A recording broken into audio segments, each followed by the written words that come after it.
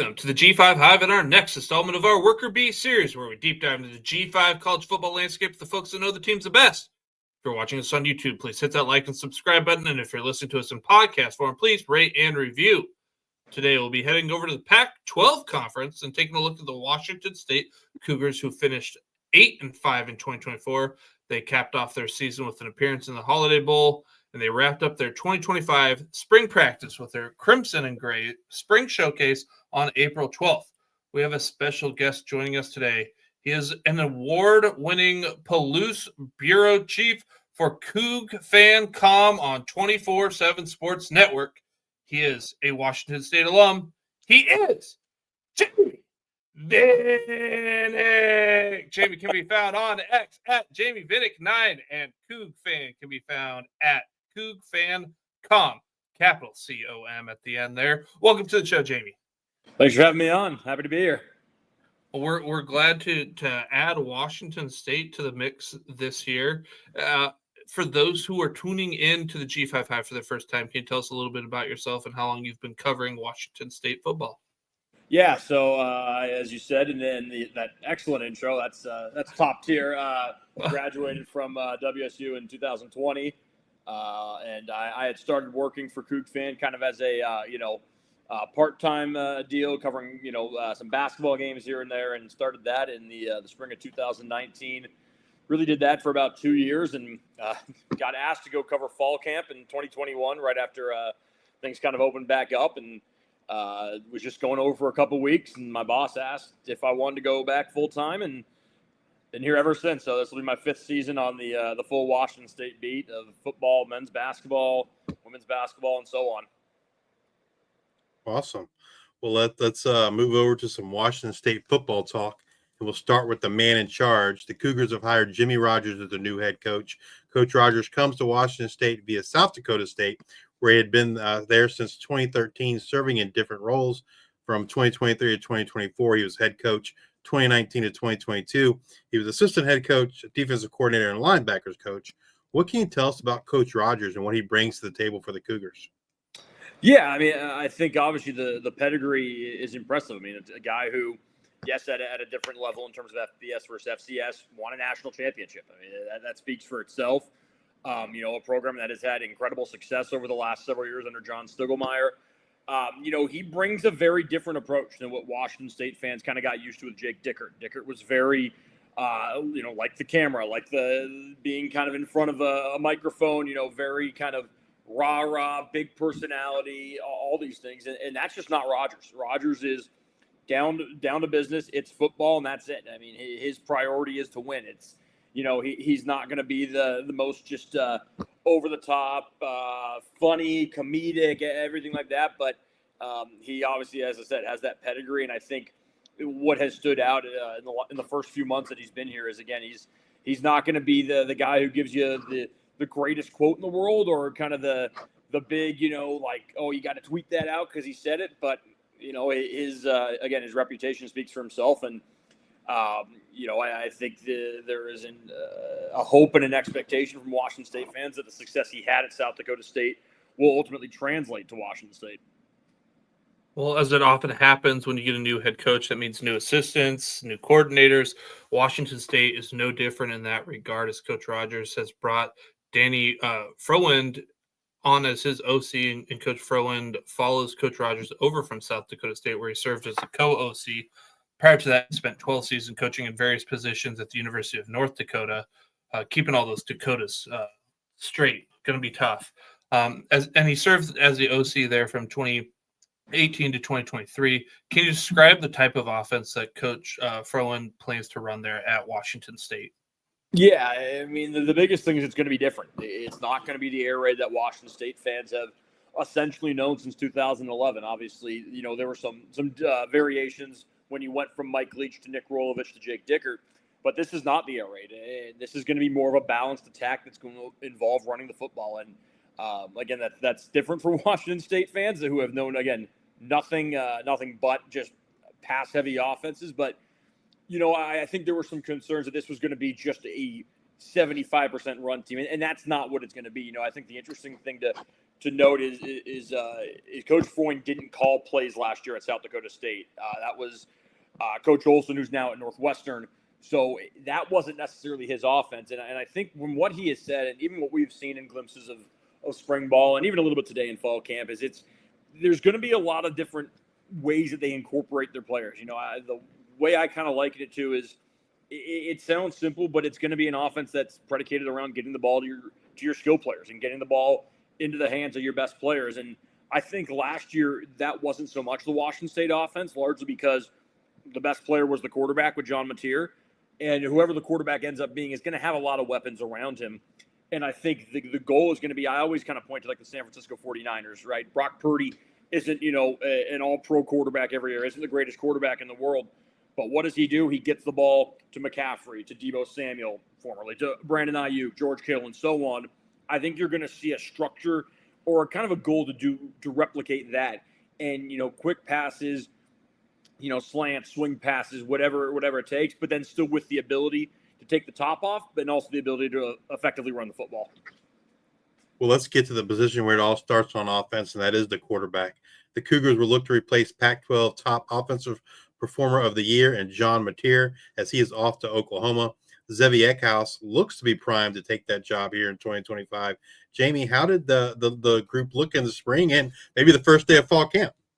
Yeah, I think what Rogers has emphasized really since the middle and end of spring ball is that Zevi Eckhouse is not the de facto starting quarterback. There is going to be a competition. There's going to be a battle.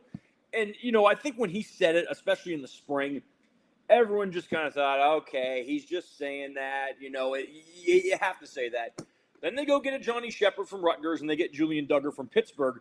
And not that either of those guys have a ton of experience, but those are two Power 4 quarterbacks, guys who were recruited to play at the Power 4 level, guys with more mobility than Eckhouse has. And then Rogers said it again yesterday in kind of his introductory press conference that this is going to be a competition and he'll ultimately decide sometime in fall camp who the starter is. And then really today, again, it was a 2-practice system. So you had some guys in the morning, some guys in the afternoon.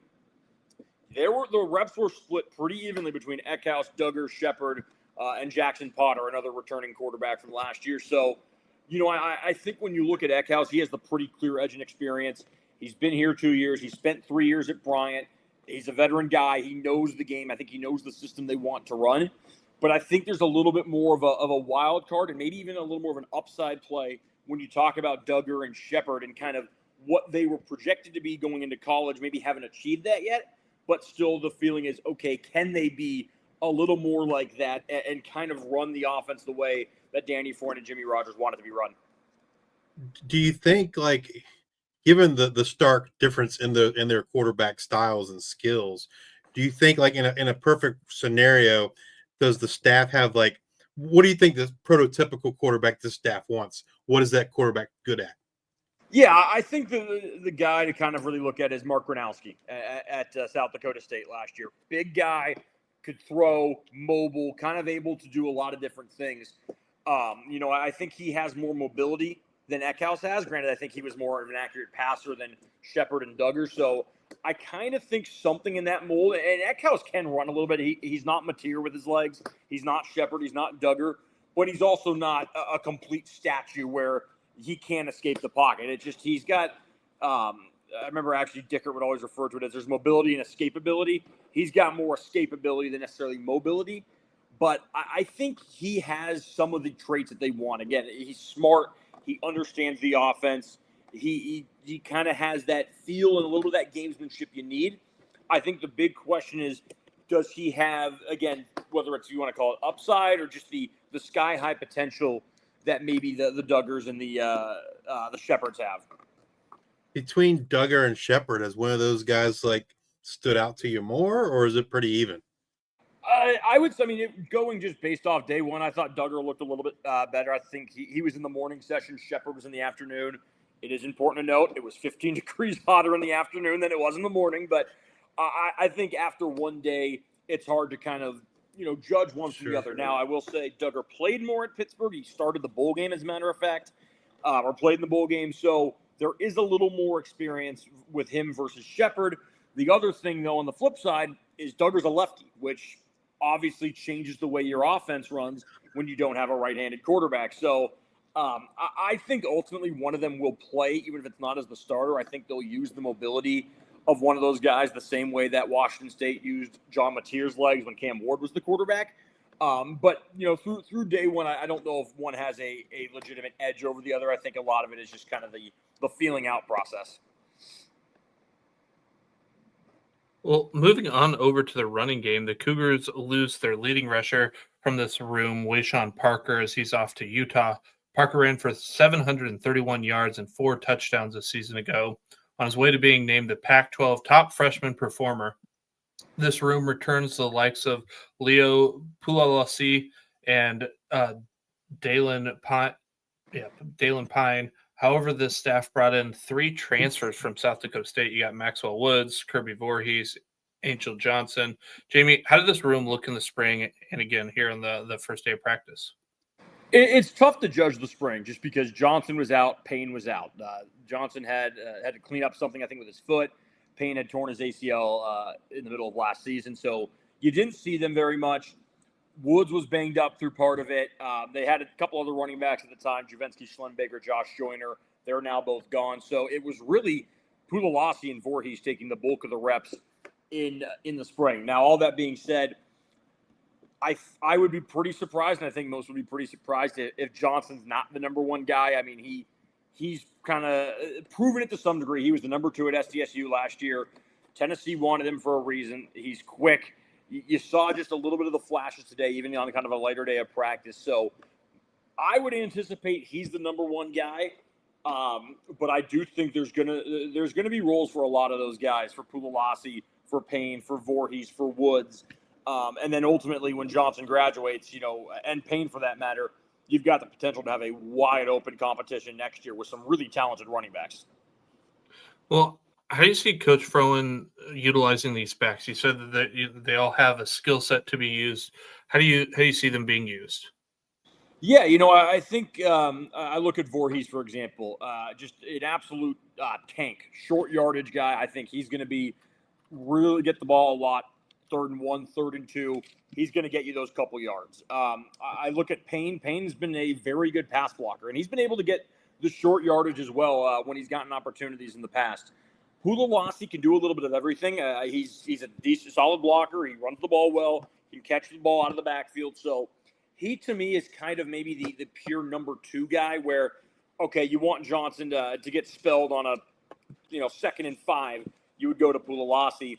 Woods, I think he's the speed guy. He's the guy that you're going to want maybe getting to the outside. If you're going to run some kind of toss, if you're going to try and swing the ball out in the passing game, that's who you want getting to the corner because he's got that top end speed to really accelerate and get past defenders.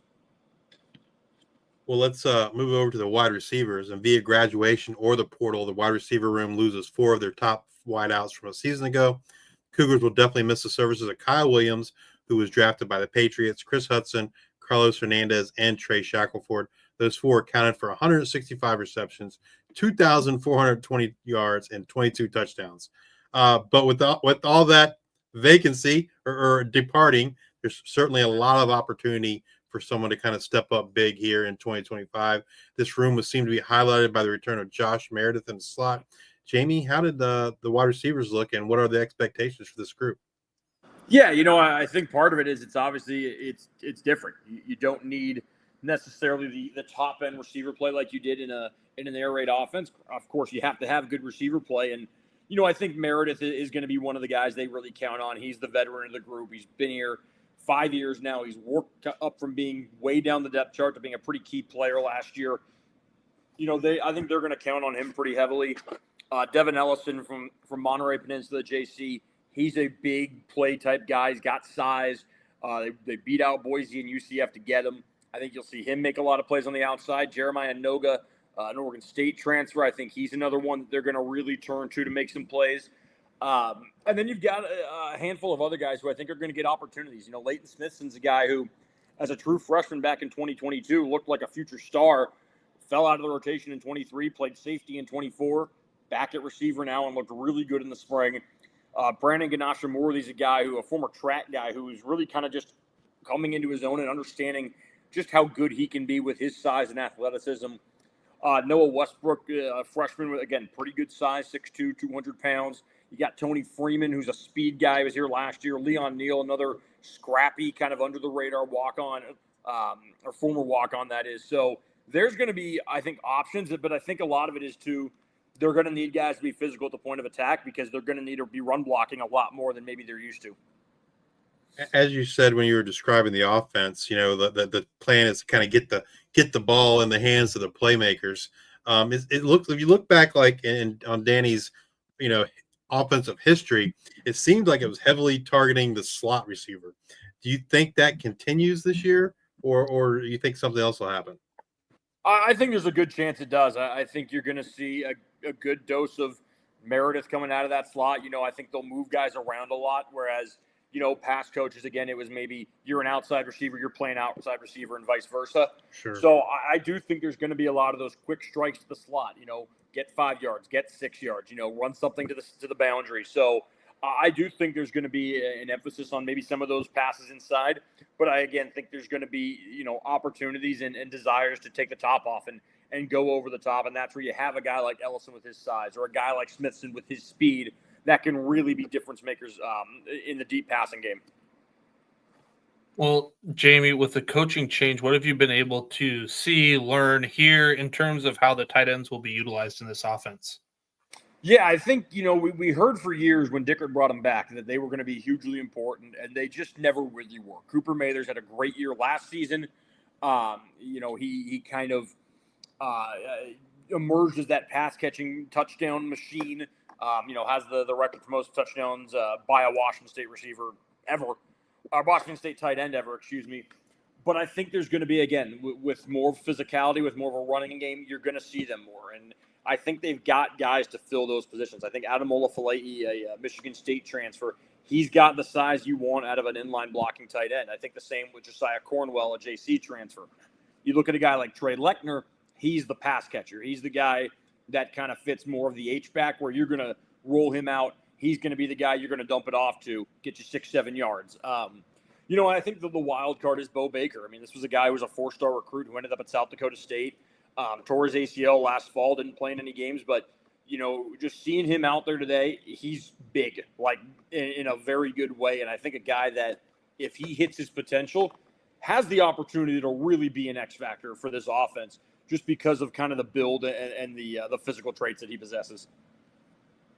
Moving over to this offensive line, they'll have some holes to fill here in 2025, but they'll be anchored by Brock Dew and Christian Hilborn. Hilborn appeared in all 13 games last season, with 11 of those being starts. He was able to play at every spot other than center during the year. Brock started all 13 games and mainly played right guard with 2 starts at center. The staff brought in some transfers to kind of help fill these holes, but I'm nervous about the depth. What are your expectations for this offensive line heading into 2025?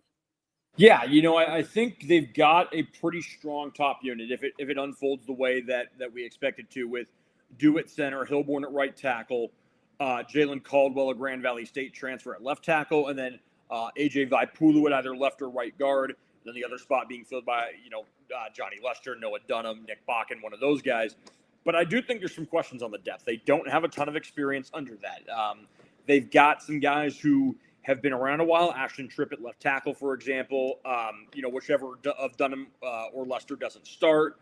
Guys like Chris Leno, Xavier Thorpe against some younger players. But it's going to be a situation where if there's multiple injuries, you're starting to play with a little bit of fire and having to force a guy into a role he's not so familiar with. So I like the top group, and I think having Hilborn and Dew back is – it's massive. If you had lost those guys, this would be a much different conversation. But I do think they're going to need a couple guys to prove it here in fall. And then they're going to need some of those younger players, whether it's true freshmen or second years, to mature very quickly and be ready in case they're called on. Well, let's say this offensive line is dominant in 2025. Their success is due in large part to whom in this room? I would say probably – that's a good question. I think it will come down to the tackles. I think when you look at Hilborn and presumably Caldwell, you're going to need them to be elite. You're going to need them to be able to protect the blind side and even the non-blind blind side of whoever the quarterback is. So as important as Dew and the guards are, I do think that a lot of it is going to start with the ability to block on the outside. When Washington State offenses have struggled over the years, it's because they can't sustain a consistent pass protection on or at tackle. Who does this room look to as the leader of the offensive line? Dew and Hilborn. I think, Hilborn is much more the big personality, the vocal guy. He's the loud guy. Dew is the steady presence. He's not nearly as big of a personality. He's kind of quiet, kind of even keeled, but he's the type of guy that people gravitate to because he is so reliable and just so steady. So those are the two guys who I think not just leaders on the offensive line, but really two of the top leaders on the whole team. Well, Jamey, if you had to pick an offensive player to have a breakout type season in 2025, who you got? I'm sticking. I said this, I think, on another podcast. I'm sticking with Bo Baker. I think he has the tools and the potential to be truly an elite target in the red zone. Obviously he's got to get to full speed health wise, but if he can be what I think with South Dakota State thought when they were recruiting him, I think there's a chance he's a very special player very quickly. Well, let's move over to the defensive side of the ball. And we talked about coaching changes earlier. And as you might expect, there's a new defensive coordinator here for the Cougars. Jesse Bobbitt follows Coach Rogers over from South Dakota State, where he served as defensive coordinator in 2023 and 2024. 2022 as the safeties coach. Can you describe the defensive scheme that Coach Bobbitt plans to run here at Washington State? Yeah, it's going to be a 4-3, which is a change for Washington State. It has been 4-2-5 for a long time, but you are going to see the traditional three linebackers. They'll switch some things up on passing downs. You'll see more of that 4-2-5, but it's going to be Bobbitt himself described that he's not as aggressive when it comes to blitzing as maybe Rogers was when he was the DC. But I think they're going to play with some, as he says, physicality and violence. They're going to finish plays. They're going to get to the point of attack. I think tackling has been a huge emphasis. It was a massive issue for Washington State last year.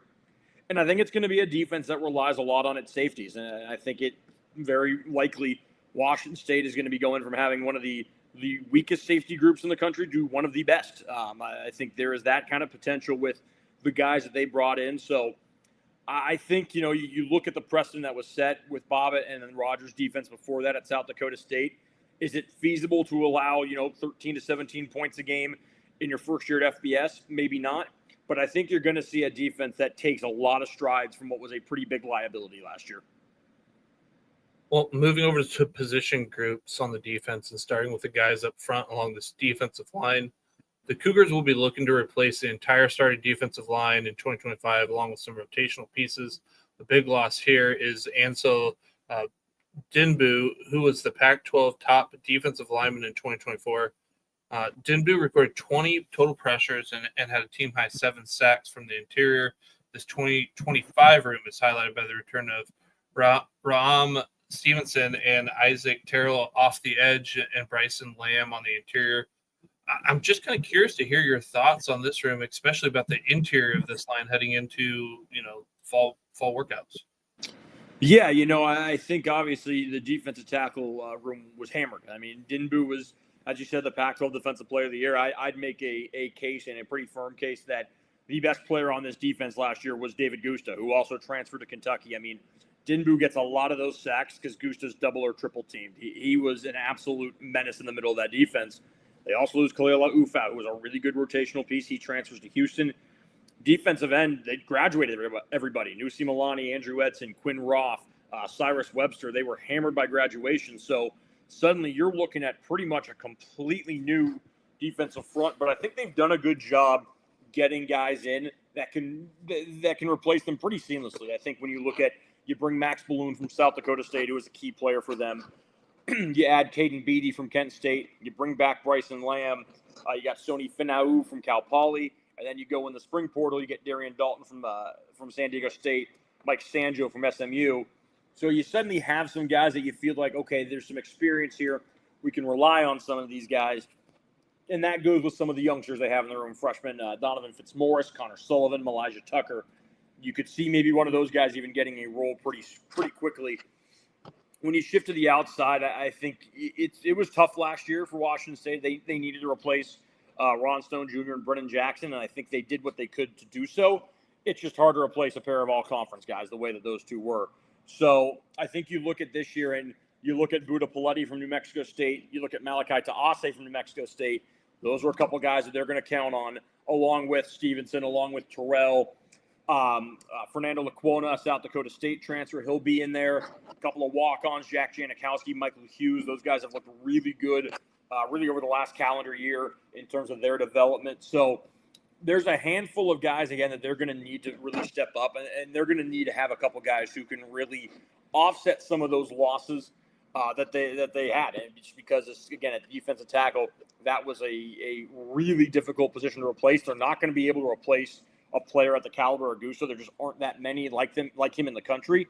So they're going to need to have a lot more production from their depth, whereas last year it was basically 4 guys with Gusto, Dinbu, Laufau, and Lamb. Well, you talked about Buda and Malaki kind of making an impact on this defensive line in 2025. Are there any other guys that are just standing out to you, either whether it was in the spring or summer workouts? Yeah, I think the 2 guys that come to mind are Janikowski and Hughes. I mean, these are guys who, again, former walk-ons who stuck around and have really looked like they could develop into really good pieces. And actually, I say former walk-ons. I believe they are still walk-ons, but they don't play the part as walk-ons. They play the part as full-on potential contributors. I think there's a good chance you see both of them in roles this year. Janikowski in particular plays with a bit of an edge, kind of with some fire, with some spark. He got into some games last year, made some plays on special teams. Shares a last name with coup kicker Dean Janikowski, and that's because he's his younger brother. So there's some family lineage at Washington State there. And then I think on the interior, you're just kind of hopeful that some of these guys that they've brought in from different schools, whether that's Dalton or Sanjo or Finau or Beatty, can kind of step up and be in the role that they need alongside Balloon and Lamb. Well, let's turn our attention over to the linebacker room, and obviously moving from a 4-2-5 to a 4-3 will have a big impact. But in addition to that, they're going to have to make that transition without Kyle Thornton and Pac-12 top defensive performer of the year, Tariq Buda-Bukta. Thornton has graduated while Buda has transferred to Washington. This room would seem to be highlighted by the return of Parker McKenna and Keith Brown. Before we get to, the personnel, what are your thoughts about this room's transition from a 4-2-5 to a 4-3? I think it's good. I think the linebacker play struggled last year. I think there was some issues with the tackling, some issues with the scheme. I think that, you watched a lot of games and it'd be 3rd and 2 and the linebackers would be 8 yards off the line. And, it doesn't matter who you have. You can't make plays that way. So I think it's going to be good. And I think there's a lot more speed than maybe there was last year. And I think the key is going to be consistency in terms of tackling. They've got to be able to tackle consistently. It was an issue at the linebacker spot last year. So I think having more bodies and certainly having more depth is only going to be a positive or a net positive for the linebackers. With losing Thornton and Buda, who does this room look to to fill that leadership void? Keith Brown's the big one. I think he's a guy who has certainly seen a whole lot of college football. A guy who started at Oregon, guy who went to Louisville, said himself he saw, what the college football world has become in terms of NIL and, everyone kind of looking for the next big thing, the next dollar sign, and, elected to transfer to Washington State and then elected to stay at Washington State. So I think he's a guy who's going to he's a very vocal guy. He's going to be a leader. I think Parker McKenna is another one, a Portland State transfer who played kind of a rotational role last year. And then you have Caleb Franzel at the Sam spot, who South Dakota State brought, one of their leading tacklers last year. Really speedy player, a guy who can do a lot of things that, that maybe they haven't had in the past with this kind of speed of linebacker. He only weighs about 195 pounds, but he brings a level of quickness that you don't necessarily see in a lot of 4-2-5 schemes. If there was a guy that's going to crush it, become, kind of takes over Buda's spot as the Pac-12 defensive performer of the year in this linebacker room, who do you think that would be? I would say Franzel. I think just in terms of his playmaking ability, he's a guy that he's going to be the guy who gets the tackles for losses, who gets the sacks, just in the way that they use him. So I think if there's someone who's going to replace that role, it will be him. Now, granted, I think within saying that, as much of a playmaker as Alukta was, he was also, especially early in the season, a really poor tackler. Got better as the year went on, but I think the hope is Franzel can be a lot more sound in that way than Alukta was at times. Well, Jamey, let's move on over to the secondary. I think you were pretty excited about this, if I heard that right at the beginning. But I'm a little bit nervous just because of the unknown, not because this room is going to lack some familiarity with Cougar fans in 2025. As 11 of their top 13 players, based on just snap counts from 2024, have either graduated or transferred. This room is going to be highlighted by the return of cornerback Jamari Colson. Colson played in 8 games and averaged around 24 snaps per game last year. And it looked like the staff hit the portal hard. Did anyone stand out to you in the spring? Yeah, I mean, the guy who has stood out really even from the moment they brought him was Tucker Large. I think you look at South Dakota State's defense last year, he was the X factor in a lot of those wins. And he's a guy who, by some outlets, was an All-American at the FCS level last year. And, he gets to Washington State, and you just notice it right away. There's a different level of speed. There's a different level of anticipation, playmaking. I think he's got a chance to be a star on the back end for the Cougars. I think when you look at strong safety, you're going to see kind of a combination of Matt Durrance and Cale Reeder, both South Dakota State transfers. Durrance took all the first-team reps in the spring. Reeder was recovering from a torn ACL. Reeder was back today. So I think one of them will ultimately start, but they're both going to play pretty sizable roles. And then looking at cornerback, I think there's hope for what Colson can become. He's had 2 pretty snake-bit seasons at Washington State. First year, he missed all of fall camp, having to work out some academic issues. He was injured a lot of last season. So I think there's some hope that now he's at a full spring, he's at a full fall. Hopefully a new coach, and maybe you can get some connection there with Mike Banks. I think he's got a chance to take the step to be a really shutdown corner because he has shown flashes. I mean, I think most Coug fans will remember the 2023 Apple Cup and what he was able to do in limiting Rome Odunze, limiting Jalen McMillan. We're talking 2 legitimate NFL receivers, and he did a really good job on both of them.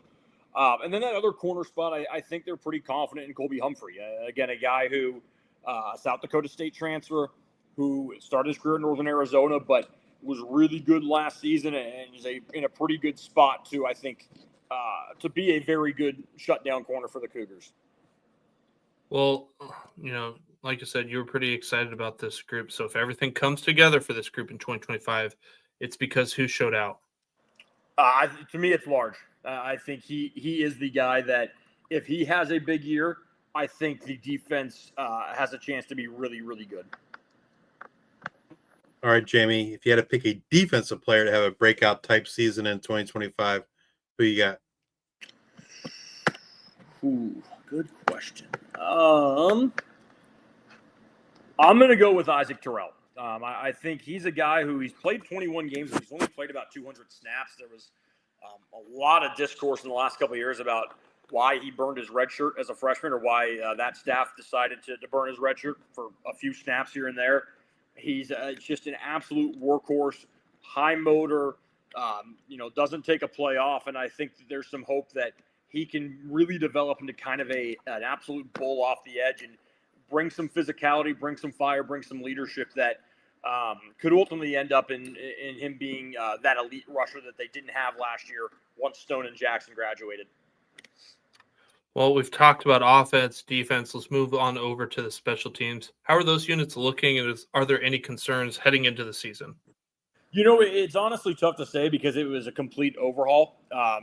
Dean Janikowski, the kicker, graduated. Nick Haber, the punter, transferred to Vanderbilt. Durham Harris, the long snapper, transferred to Vanderbilt.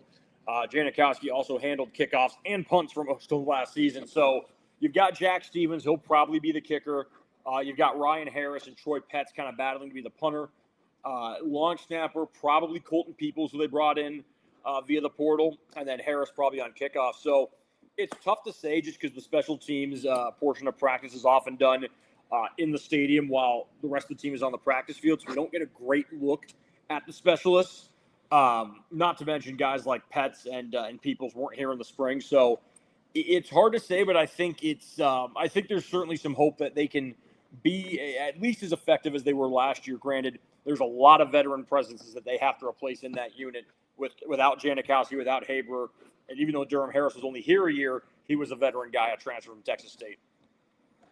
Well, now that spring practice is over and fall camp just started, which position group or groups do you think is the most concerning heading into the season? I would say, I don't necessarily want to say concerning, but the biggest questions I still have are at defensive end, just in that there's a lot of upside, there's a lot of bodies, there's a lot of guys that, okay, they could be very productive, but there hasn't been a lot of statistical evidence. Paletti was very good at New Mexico State, but, guys like Stevenson, Terrell, Taase, they've played, but the stats don't necessarily match what you maybe would want as you're kind of looking at them as key players. So that's not to say that this can't be their breakout year. I mean, I think Stevenson's a guy that Cougar fans have kind of been waiting on for a while, and you've always felt like the potential was there. It just hasn't kind of come to fruition. But that's kind of the one position where it's like, okay, you saw a little bit last year what can happen if you don't have that elite edge rushing presence. What does it look like this year? Can it at least be as effective, or can it be more effective than it was last year? Well, in today's age of NIL revenue sharing, the transfer portal, what has Coach Rogers communicated as kind of his recruiting philosophy? Not much.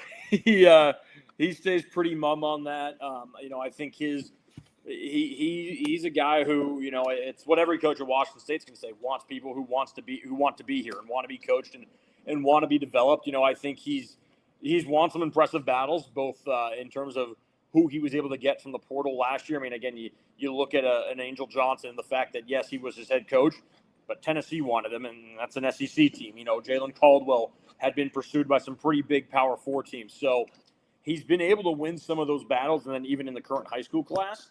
So I think some of it is he's not going to back down from, school X offered him, they're in the Power 4, forget it, we're not recruiting him. I think he's willing to go toe-to-toe, and, the thing that he can sell – more than a lot of coaches is the fact that he's won a national title. And while that might be at the FCS level, it's still a national title. He has a great pedigree of success. And I think that does stand out to some players who say, okay, this guy was able to put players into the NFL and win at South Dakota State. What's he going to be able to do in terms of developing players at an FBS school with more resources, more funds, and so on? You talked about, them doing a great job in the portal. Do you think, has he communicated what his plan is to kind of build the team? Has he said, hey, I'm really going after high school kids, or I'm 50-50, or? He hasn't really said anything like that in a way. I do think that, for just about every coach now, you have to obviously put a premium on the portal. That said, you also have to know at Washington State, you are not getting the high-end portal guys. Yeah, that's just the long and the short of it. The big money guys, the guys who want to go, transfer up. You were able to get some of those guys in the Pac-12. You look at Kyle Williams, who was great at UNLV. He takes a step up now to the Pac-12. That argument is a little bit lost now. It's not so much of a massive upgrade. Josh Kelly, who went from Fresno State to Wazzu, well, they're in the same league now, or about to be. So I think the portal will be there for, to fill needs and to obviously kind of work on the fly. But I also think that within that same conversation, you can't just rely on the portal, because if you try and rely on purely portal players at a school like Washington State, it is going to be very hard to succeed. What do you think the main strength of this team in 2025 will be? I do think the back end. I think the secondary is going to be a strength. I think the familiarity that this coaching staff has with the guys back there, with Large, with Reeder, with Durant, with Humphrey, even as you go down the depth a little bit, Trey Ridley, I think there's a lot of talent. I think there's a lot of potential, and I think more importantly, there's a lot of depth. There are a lot of bodies and guys who have played college football in the past, whereas, that hasn't always been the case. And sometimes you're throwing guys into the fire, but they've got a ton of experience back there. I think that's where a lot of their top-end talent is when you look at Large and Durant and Reeder and Humphrey in particular. And I think it's got a chance to be a group they rely on and the group that performs extremely well. What does success look like for the Cougars here in 2025? I think when you talk about all of the turnover, I think you get to a bowl, you're going to have a lot of happy people. when you're looking at that schedule, is there a critical point in the schedule to kind of be able to achieve those 6 wins? I think you look at these first 4 games. I think when you're coming, our first 5, when you're coming out of Colorado State, I think hopefully you've got 3 or 4 out of those between Idaho, San Diego State, North Texas, Washington, and Colorado State. Because then you start to get in the back end. Okay, road games at Ole Miss and Virginia, that is not easy. A road game at James Madison, that is not easy. A road game at Oregon State, that is not easy. So those are when some of the tougher games come in. Of those first 5 games, you've got 3 at home. The 2 that are on the road, Colorado State's a team that Washington State has beaten soundly 2 of the last 3 years. Granted, they were a lot better last year. North Texas, Eric Moore's the head coach, a former OC at Washington State. So I think, you look at those games, and if you can come out of those with 3 wins, you're feeling pretty good, because then you still do have Toledo, Louisiana Tech, Oregon State at home. I feel like you can maybe get those 3, maybe get James Madison on the road, although that won't be easy. Maybe get Oregon State on the road. I don't have a ton of confidence in Ole Miss and Virginia on the road, especially Ole Miss, but stranger things have happened. A mediocre 7-win Washington State team beat Wisconsin on the road. A 5-win Washington State team beat Wisconsin at home. So I do think that there is potential. I don't think there's any games maybe outside of Ole Miss that are like really low percentage chance, but I think they need to come out of that. They need to go into their first bye week, that first week of October, at bare minimum 3-2 and preferably 4-1. What are your if not thoughts? 5-0, I should add. What are your thoughts on facing Oregon State twice this season? I think it's fun. I think it's obviously a unprecedented scenario, and I get why they did it. I think it'll be a unique circumstance to play them twice, but I think in trying to fill out 12 games without a conference, that's not easy, especially on the fly. So I think it'll be exciting. I think it's going to be good for both teams, because that game will draw well in Corvallis and that game will draw well in Pullman. Do you think, when you face a team twice, sometimes you hold some plays back for the next time you're going to see them? Do you think they just throw everything out right away, or do you think they hold back some stuff for later? I think by the time you get to that point in the season, I think pretty much everything will be on tape. I mean, if they were playing the first week and the last week, maybe I could see it. But, the games are only 3 weeks apart. They're in November. I don't know if there's going to be a lot of tricks left that Washington State hasn't put on film, and the same with Oregon State. So maybe there's a play or 2 that they keep in the back pocket, but I think you'll see them be pretty open with the playbook. Well, Jamey, what are your thoughts around the future of the Pac-12 and addition of several new teams here coming up in 2026? Yeah, I think it's obviously going to be different.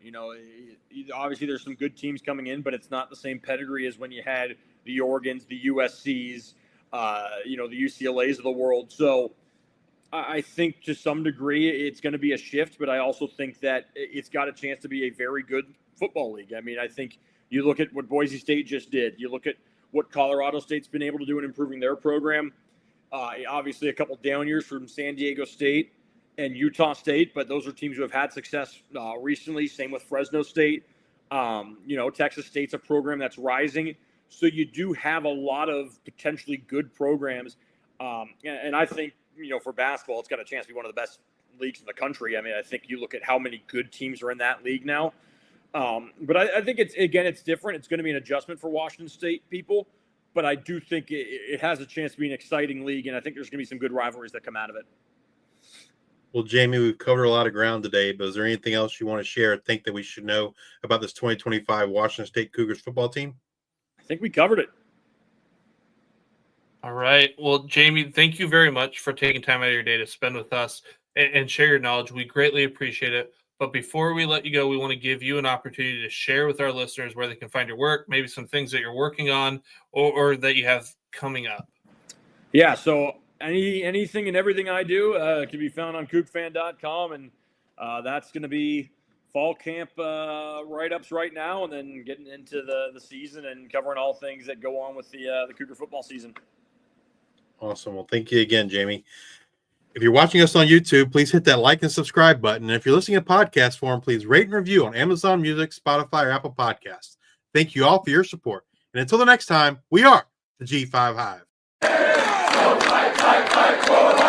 State and big.